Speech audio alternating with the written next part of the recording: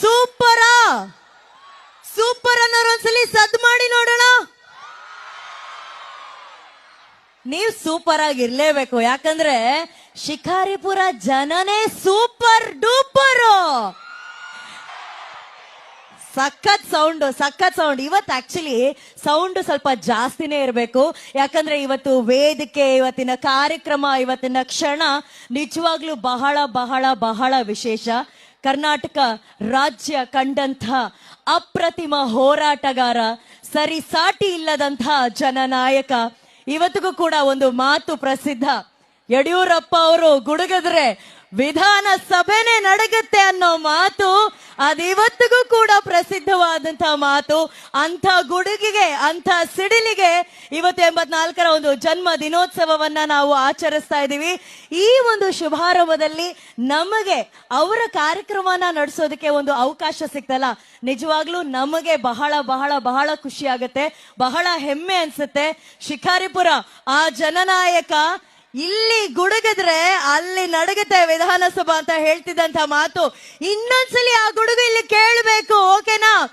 ಅವರಿಗಾಗಿ ನೀವಿವತ್ತು ಗುಡುಗಬೇಕು, ಒಂದು ದೊಡ್ಡ ಚಪ್ಪಾಳೆ ಬರಬೇಕು.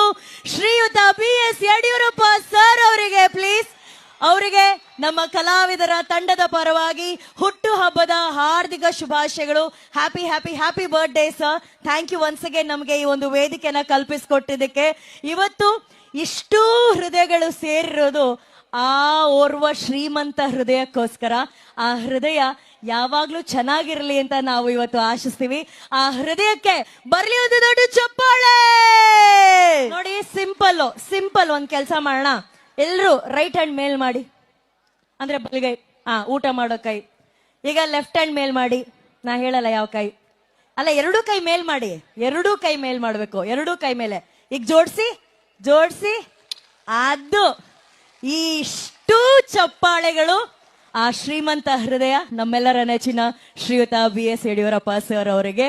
ಸೊ ಇವತ್ತು ಅವರನ್ನ ಖುಷಿ ಪಡಿಸುವಂತಹ ದಿನ, ಯಾಕಂದ್ರೆ ಹಗಲಿರುಳು ನೋಡದೆ ಅದೆಷ್ಟೋ ವರ್ಷಗಳು ಅವರು ನಮ್ಮ ಕನ್ನಡ ರಾಜ್ಯಕ್ಕೋಸ್ಕರ, ರೈತರಿಗೋಸ್ಕರ ಸಿಕ್ಕಾಪಟ್ಟೆ ಹೋರಾಟ ಮಾಡಿದ್ದಾರೆ, ದಣಿದಿದ್ದಾರೆ. ಇವತ್ತು ಅವರ ಹುಟ್ಟು ಹಬ್ಬದ ಪ್ರಯುಕ್ತ ಅವರು ಕೂತ್ಕೊಂಡು ಖುಷಿಯಾಗಿ ಹಾಡುಗಳನ್ನ ಕೇಳಬೇಕು. ಇವತ್ತು ಮತ್ತೆ ಮಗು ಆಗ್ಬೇಕನ್ನೋದೇ ನಮ್ಮೆಲ್ಲರ ಆಸೆ. ಎಲ್ಲ ಚೆನ್ನಾಗಿದ್ದೀರಾ?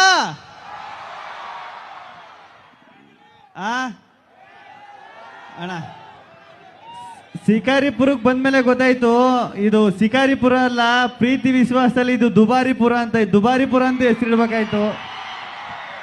ಸಖತ್ತು. ಈ ಇಷ್ಟೊಂದು ಜನ, ಇಷ್ಟೊಂದು ಪ್ರೀತಿ ಬಂದ ತಕ್ಷಣ ಸಿಗುತ್ತೆ ಅಂತ ಸತ್ಯವಲ್ಲಿ ಎಕ್ಸ್ಪೆಕ್ಟ್ ಮಾಡಿರ್ಲಿಲ್ಲ.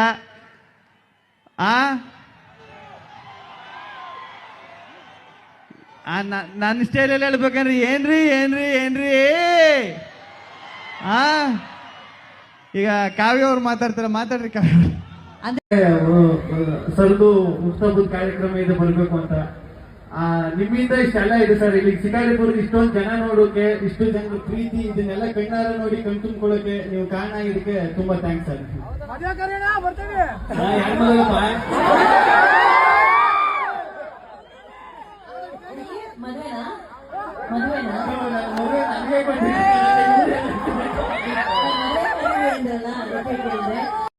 ದಿನದ ಹಾರ್ದಿಕ ಶುಭಾಶಯಗಳು ಸರ್. ನಿಮ್ಗೆ ದೇವ್ರು ಆಯಸ್ಸು ಆರೋಗ್ಯ ಕೊಟ್ಟು ಕಾಪಾಡ್ಲಿ ಅಂತ ನಾನು ಕೇಳ್ಕೊಂತೀನಿ.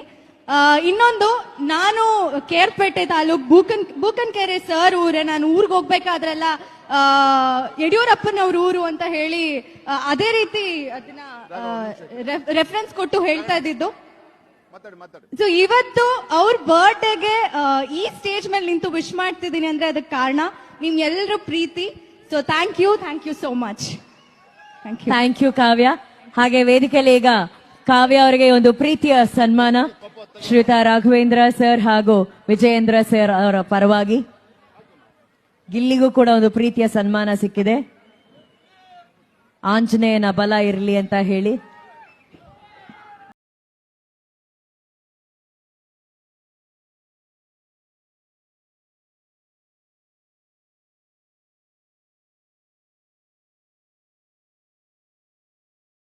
ಇಲ್ಲಿಯವರು ಮಂಡ್ಯ ಜಿಲ್ಲೆಯ ಮಳವಳ್ಳಿ ಅವರು, ಅದೇ ರೀತಿ ಕಾವ್ಯ ಅವರು ಸನ್ಮಾನ್ಯ BS ಯಡಿಯೂರಪ್ಪನವರು ಜನ್ಮ ಕೊಟ್ಟಿರ್ತಕ್ಕಂಥ ಕೇರ್ಪೇಟೆ ತಾಲೂಕಿನವರು ಕಾವ್ಯ ಅವರು.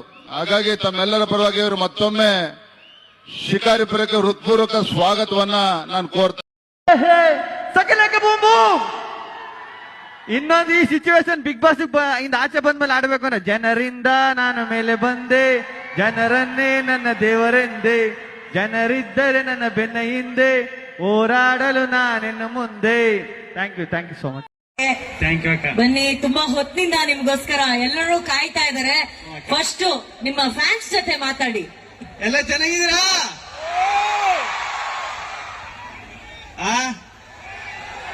ಅಣ್ಣ, ಶಿಕಾರಿಪುರಕ್ಕೆ ಬಂದ್ಮೇಲೆ ಗೊತ್ತಾಯ್ತು ಇದು ಶಿಕಾರಿಪುರ ಅಲ್ಲ, ಪ್ರೀತಿ ವಿಶ್ವಾಸದಲ್ಲಿ ಇದು ದುಬಾರಿಪುರ ಅಂತ ಹೆಸರಿಡ್ಬೇಕಾಯ್ತು. ಸಖತ್ತು. ಈ ಇಷ್ಟೊಂದು ಜನ, ಇಷ್ಟೊಂದು ಪ್ರೀತಿ ಬಂದ ತಕ್ಷಣ ಸಿಗುತ್ತೆ ಅಂತ ಸತ್ಯವಾಗ್ಲೂ ಎಕ್ಸ್ಪೆಕ್ಟ್ ಮಾಡಿರ್ಲಿಲ್ಲ.